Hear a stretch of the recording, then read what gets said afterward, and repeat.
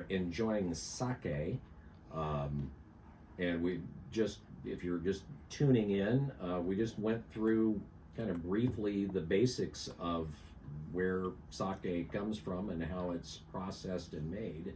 Where do you want to pick up here? Well, so first of all, I want to throw a shout out. So one word you need to know is the word toji. Toji. The toji is the head brewmaster.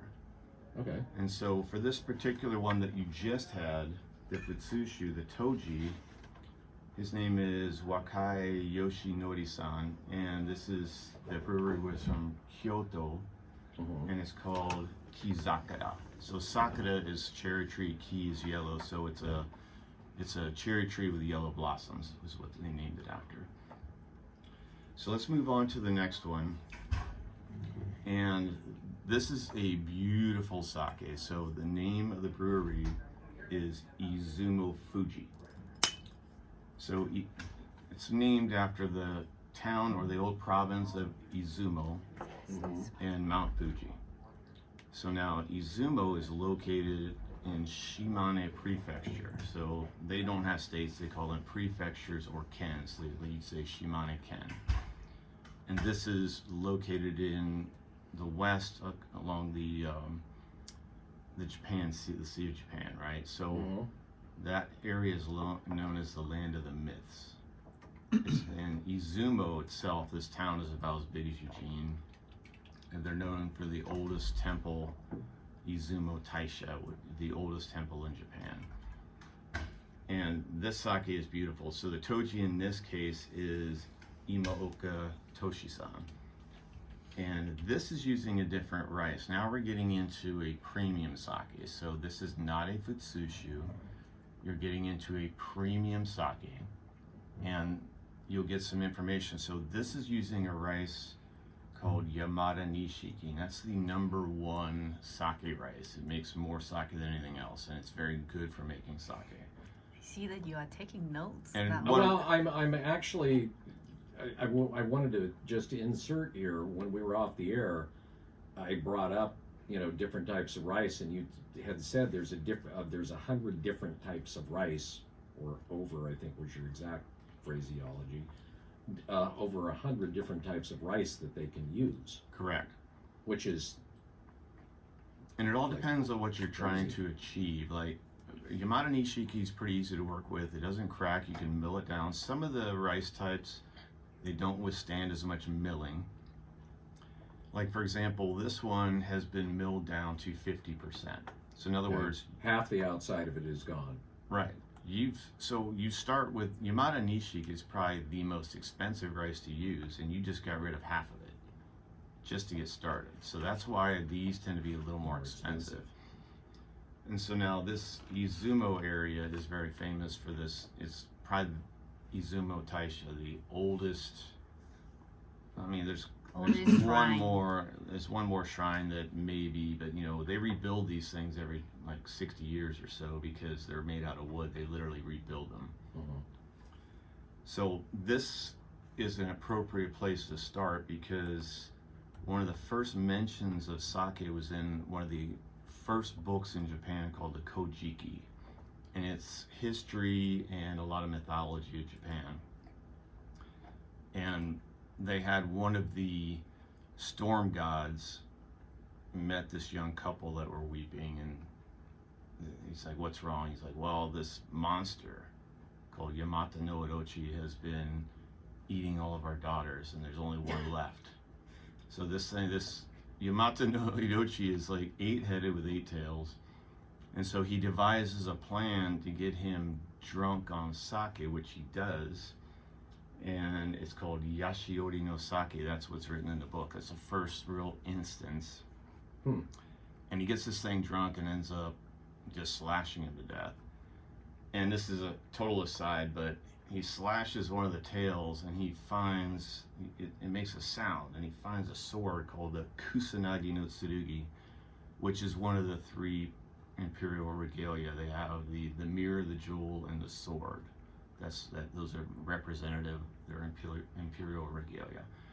In other words, this is a good place to start because I have a lot of myths associated with this place, and sake kind of interweaves into it. Mm-hmm. This, if you would have told me that this was aged in casks, I would almost believe it.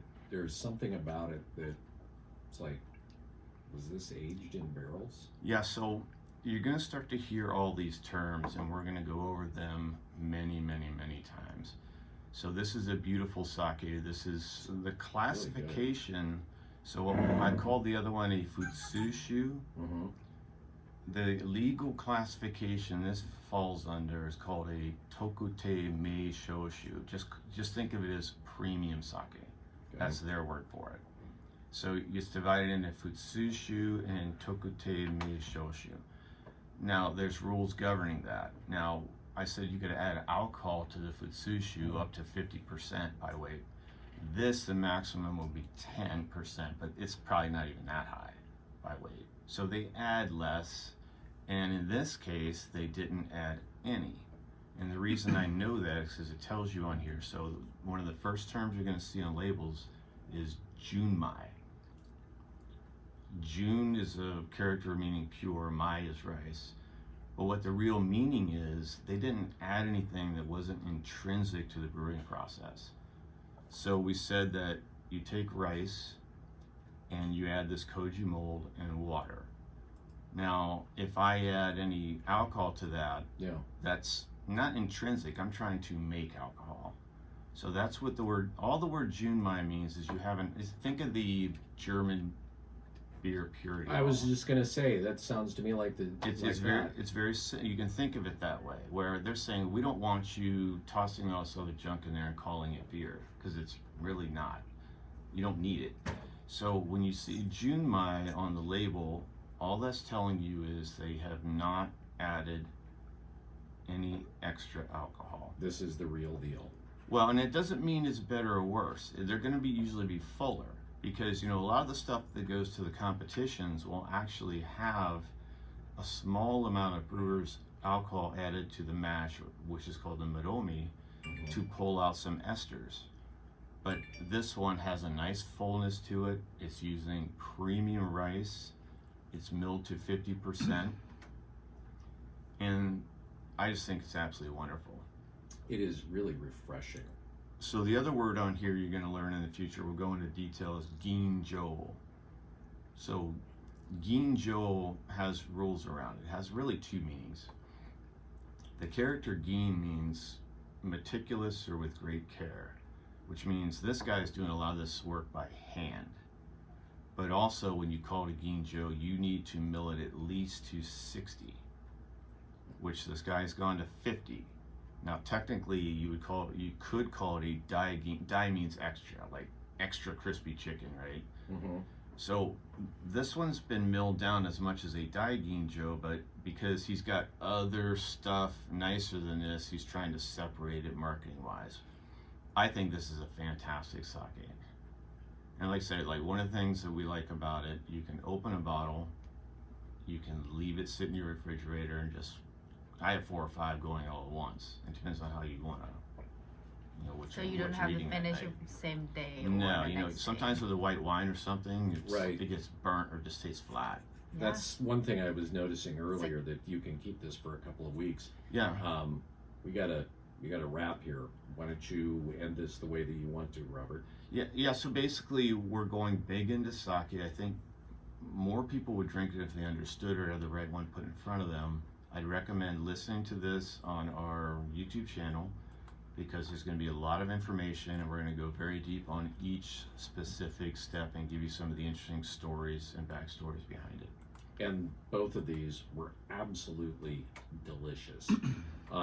Robert and Dawn, the Secret Wine Society, located down there in the main drag in Oakland, about an hour away. Definitely worth the trip. Wine, beer, and the secret, sake. Kanpai. Have a great day. Bye. Rob, see you tomorrow. We're going to be up at Hoodoo. Hoodoo with Hoodoo. a carnival all With a day. carnival. Come and see us.